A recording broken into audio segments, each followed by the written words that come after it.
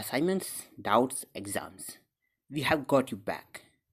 EduPlanner make every chapter easy to understand. Stay tuned, learn more, grow with us. So here we need to use the parallel axis theorem first.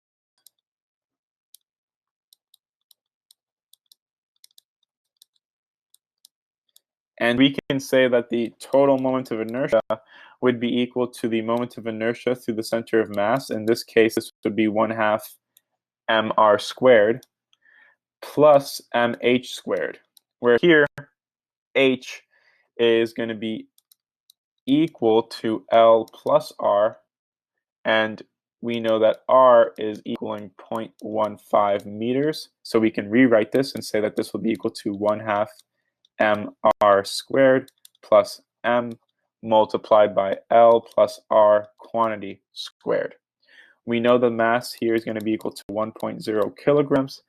And so with the period equaling 2.0 seconds, we can then use equation 1529 and say that here 2.0 seconds would be equal to 2 pi multiplied by the moment of inertia, 1/2 mr squared plus m times L plus R quantity squared.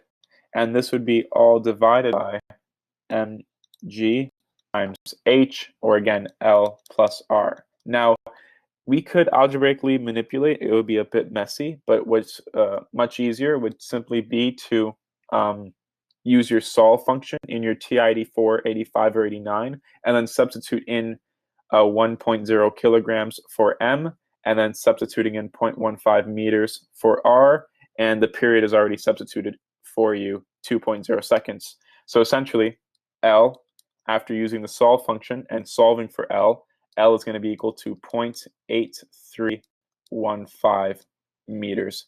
This would be our final answer. That is the end of the solution. Thank you for watching.